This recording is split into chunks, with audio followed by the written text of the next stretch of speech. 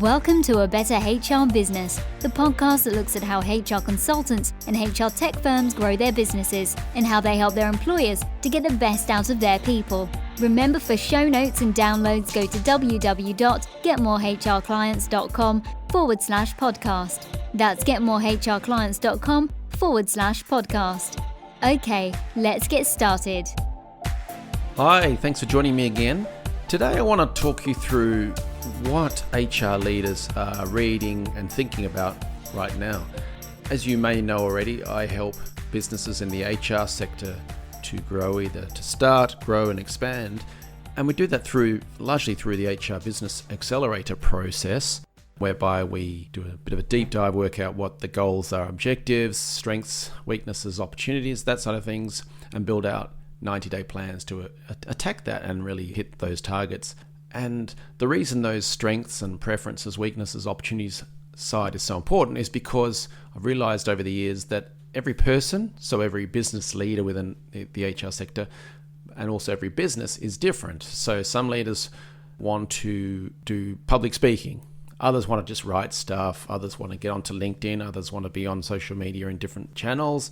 Others want to do lots of thought leadership or partnerships, tech products, etc. So everyone's very, very different. And that goes into building out that 90-day plan. And the reason I mention that is because sometimes either larger businesses or businesses that have budget to accelerate their growth through advertising or paid promotion of some method, of some form, there are lots of different ways to do that. So you've obviously heard of Google ads, LinkedIn ads, Facebook ads, YouTube ads, all those sort of things. So those things are great. There's also another channel that we sometimes use, which is the HR media, i.e. you pay to sponsor ads or promote content, whether that be articles or webinars and things like that, into HR newsletters or HR websites and things like that. And there are different options all around the world. I wanted to share a report I get quite regularly because some of my clients use Human Times by the Industry Slice Group to promote their content, and it's a really great way to get the word out to the target market. So I want to share their latest report, which reveals what the HR leaders and business leaders are reading in the HR sector. So the Human Times is the go-to daily HR newsletter for over 30,000 senior HR and leadership professionals. I'm reading to you some of the data, the extracts from their report that I recently got. And so the report shares the top 5 topics and formats performing best for sponsored HR resource assets, a breakdown of senior roles clicking through to the content, the top 10 topics and news stories which are resonating amongst HR professionals globally, which senior roles are clicking on sponsored content in the HR space, the top 20 companies using the Human Times to get their daily HR news from the Human Times within their HR department, and top new companies signing up to the Human Times in the month there. And I'm not being paid to say this and stuff. It's just, I think you might find it interesting to see the kinds of topics that are attracting the attention of HR leaders and business leaders, and also some of the actual articles and themes like that. And I can explain as we go how my clients might use this to promote their own business. So the top 10 topics, this is for the previous month anyway, but hybrid working was top. We had hybrid working, workforce, workplace, workforce, international, strategy, diversity and inclusion, hiring, management and remote working. We'll have a look at some of those top stories, but the top one there, employers coin new names for hybrid work. Millionaires continue to leave post-Brexit Britain. So that's the workforce related stuff. Workplace, what to do if you hate your job. Workforce, worker surveillance is backfiring on employers. International, how to lay off workers is vexing HR departments. Strategy was Deloitte agrees pensions advisory business deal. Diversity and inclusion, tech layoffs hit DEI jobs hard. Hiring, how to spot a bad boss during a job search. Management, leadership teams fatigued by climate and diversity, and remote working was remote work saves global commuters 72 minutes a day. So you can see there's a bit of a mix, but the idea is that people are interested in different topics, and that was what was driving it. So hybrid working was the most popular category for news in the past month there. The Human Times readers found stories related to the so-called quiet quitting particularly engaging. So workforce and workplace were other topics that resonated with the audience.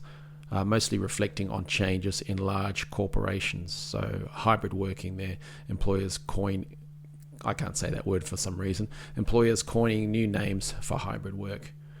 And the top story of the month that I mentioned there, that was popular with executive level recipients. So C-suite and executive readers amounted to 53% of all clicks. So yeah, you've got executive, C-suite managers, and then industry professionals making up the bulk of those clicks to that story. Top stories, I called some of those out earlier. There were a few others in there, such as the EY Germany to axe hundreds of jobs in post-Wirecard cost-cutting push. London's top law firms lure staff to offices with yoga and beekeeping. I didn't realise that. Beekeeping, very good. And interesting side fact, I live in Ireland and there's a bank in Dublin that I believe has, or used to have, bees on the roof of their building, which I think is a fabulous idea. There was one other category or topic anyway in the most popular stories in all Human Times editions, which was social media. LinkedIn has analysed job title data across UK member profiles, which would actually be quite interesting to see what was revealed in that. And again, who read the top stories? Executives was at the top there, managers, industry professionals, and then C-suite to finish those numbers out. Sponsored content insights. So the best performing topics and content formats from the top 5 sponsored content campaigns. Successful sponsored assets took different forms in that month, ranging from reports to guides. Human Times recipients were interested in a wide variety of sponsored topics, notably learning and development and original research. Successful campaigns also touched on topics like employee engagement and the cost of living crisis. Learning and development, Docebo sponsored a guide. Then we have Reward Gateway. They sponsored a report in the employee engagement field. Enborder, they produced a report which featured original research. Original research is hard to do, but it's obviously so much more powerful because it's new, so no one's got it before. So that can be really powerful if you have data within your system, within your consulting, within your tech product. If you can extract data, turn it into something, get someone to write it up, and it's an original research report. Journalists love it, readers love it. So if you've got that sort of stuff, try to use it. Kincentric, they produced a report on the talent trends for 2023, always interesting. And then ULife, they produced a report into the cost of living crisis. So I mentioned earlier that some of my clients, they might promote their content. Well, a popular one would be to promote a webinar. If you've got a webinar and you want to get hundreds of people to attend it, you could promote it through HR media, such as the Human Times, to drive traffic to those executives, HR leaders, industry professionals to attend a webinar on an interesting topic. So I've been calling out different topics as we've gone, learning and development, employee engagement, talent trends, that sort of stuff. If you've got a webinar on one of those topics and then you give it a nice juicy title that actually gets people want to attend because it's something new or there's an angle they might learn something, you can fill the room, basically the virtual room, by working with an HR media such as the Human Times to promote it to a large audience and get people to register for it. So there's some examples there. Sponsored content insights. Who interacted with the sponsored content this month? Executives was top. And then you have industry professionals, managers, and C-suite.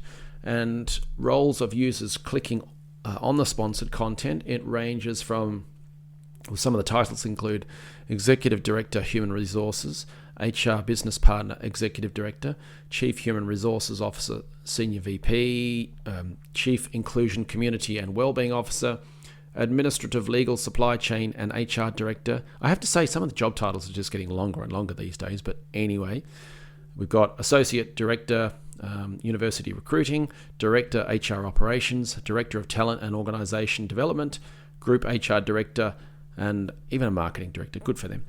So executive and C-suite level readers accounted for 46% of users who clicked on the sponsored links. So at the start, I said that through the HR Business Accelerator process, we try and work out the target market, what are the business objectives, the goals that we're going to set, and then build a plan around that. Well, if your target market is the bigger end of town, the larger companies where they do have people with really, really long job titles and various teams within the HR function, then just posting stuff on LinkedIn is probably not going to be enough. you're going to need to try and do a few different things. And that may be to produce some content or to run webinars and then bring people to that content, bring people to those webinars. And they need to be the right types of people. So those executive director, HR, group HR directors, those sort of things.